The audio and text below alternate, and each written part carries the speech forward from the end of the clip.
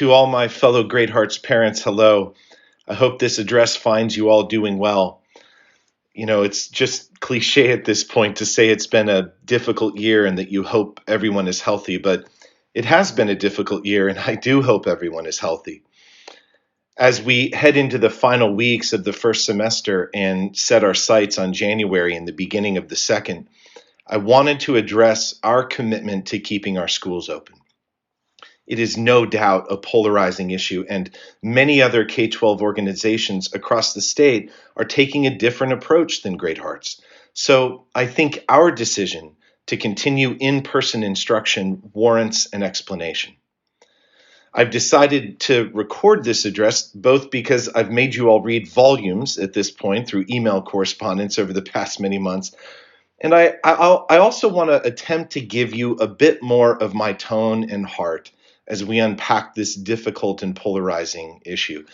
Namely, the question before us is, should our schools be opened or closed? All around us are powerful arguments advocating for closures. We are told it is too risky to keep the schools open. Case counts are on the rise, and it just doesn't make sense to allow students to learn in person.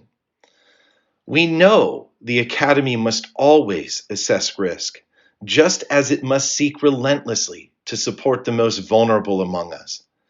In assessing risk, it must take data, reasoned approaches, and a multiplicity of variables into consideration. And in prioritizing the vulnerable, it must always seek solutions for those whose access to the goods of the academy are obstructed, whether by internal obstacles or those from the outside. This prioritization, we know, is never a totalizing one, meaning we don't change the learning environment for all to solve for the needs of the few. We make accommodations. We add support for the few. We don't subtract from everyone. So taking these two things together, risk assessment and support for the vulnerable, we come to a clear conclusion.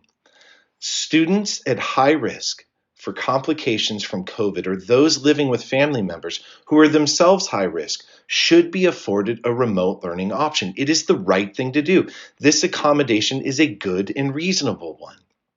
Likewise, any colleague who is at high risk from serious complications from contracting COVID must continue to be afforded accommodations, whether it be by implementing more stringent protocols for colleagues in their classrooms or common areas at school, offering more protective gear of any kind, or where necessary, allowing colleagues to teach or work from home. We must continue to support the vulnerable among us.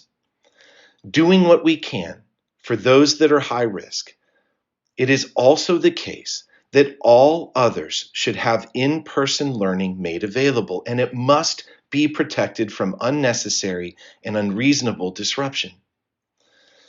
You have heard it said that schools must close in order to protect children. I hear it every week from those who watch the rising case counts and surmise that the reasonable thing to do is to shut down the schools in order to keep kids and their families safe. This, of course, comes from a good place. If our pandemic puts children at risk, we would be at best foolish were we to ignore the calls for necessary safety measures. But we know that most children are not at risk. I do not say that flippantly. It is the truth, and we have plenty of data that shows us as much. It is something we should be incredibly grateful for. We also know that closing schools does immeasurable harm to both children and families. Depression, anxiety, loneliness, suicidality, social and academic atrophy, fear, and abuse, all of these have been plaguing children across our city for months due to closures. It is something we must take seriously. Even 2-week quarantines are having an immense impact on the livelihoods of families, their emotional stability, and their overall standard of care for one another. There is another claim, well-intentioned and put forward, I believe, in good faith, that school closures are about community safety. People fear what seems very possible, that children are silent spreaders, that if you let them congregate at school, they will spread the virus, take it home, which will then compound the spread in the adult community. Again, this seems reasonable. If kids can get the virus, which we know they can, then they can share it with others, which we know they can. But we also know from multiple studies that they don't spread it very well.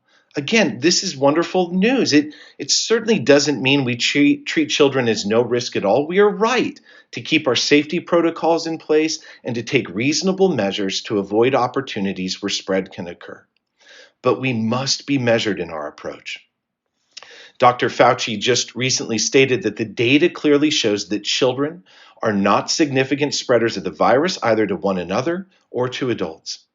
Many studies have shown this across the globe. It also seems to be exactly what we are seeing on our own campuses. Since the beginning of in-person instruction, 41 faculty and staff have been confirmed positive for the virus.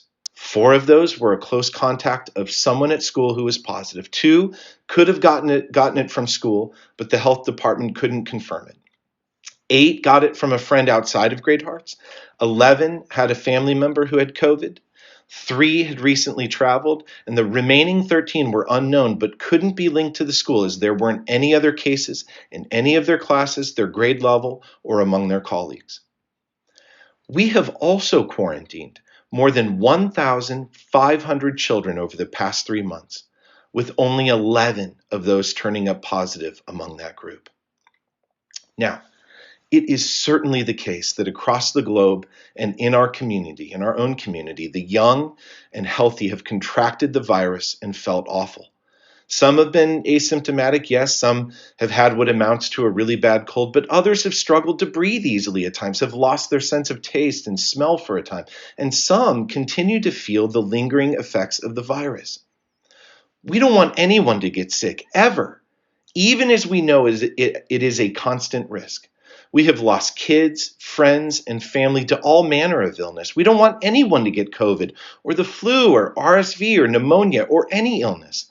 And we are right to always encourage health and wellness practices at all times, no matter the situation.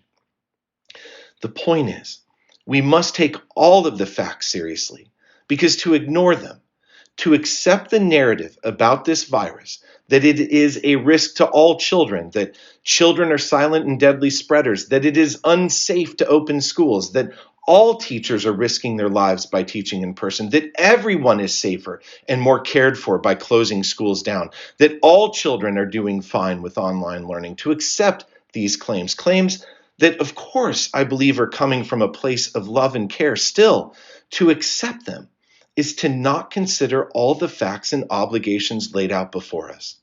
Most importantly, it does not consider enough the serious harm that comes from isolation and digital learning. We cannot ignore the full picture, the tapestry of facts and obligations before us. Our schools must remain open. When we look at the full picture, we are not being unreasonable or reckless by doing all that we can to protect in-person instruction. In fact, as I've stated before, we have a moral obligation to keep our schools open. The risk to children and families from closures, even quarantines, is serious, and it is not enough a part of the wider K-12 perspective as it should be today. As one headmaster shared with me just a few weeks ago, that they had made more calls to DCS since reopening this year than all of last year combined. Now, we may still have to close schools for logistical reasons due to having faculty and staff on quarantine, or if we do see spread of the virus on campus, and we will take those disruptions in stride. But we will do all that we can to get our classrooms up and running again as quickly as possible, because our organization will take seriously the deleterious effects of keeping kids isolated and instructed remotely. Recently, the CDC has announced it will adopt a new quarantine timeline: 7 days without symptoms and a negative test, or 10 days without symptoms. We will be adopting this guideline. Schools that have current 14-day quarantines in place are free to see those through. Going forward, any new quarantines will adhere to the new guidelines. All schools will work with our executive directors, Leanne Fawcett and Brandon Crow, and our COVID response team to work through particulars. We will continue to leave room for conversation and making decisions as a team, taking into consideration the many variables, unique variables, that can pop up at any one academy at any given time. And as always, we will work directly with the county health department on quarantine decisions and ensure that we mitigate spread on campus. I realize not everyone will agree with this approach. I have tried to be fair and reasonable in my approach to all of this, but I also understand that others doing just the same thing can and will disagree. It really has been such a difficult school year. It will continue to be so. In the midst of it all, we will remain committed to serving our families well, both in person and online. I cannot thank our parent community enough for your goodwill, your patience, and your fortitude as we have navigated these uncharted waters together. I ask that you continue to do your part in keeping our schools open. And when you have time, I ask that you send some notes of gratitude for the countless hours and incredible effort our teachers and staff have put into making this year the best it can be for everyone, especially our kids. All my best to each of you, and may you all have a wonderful and blessed holiday season. Thank you.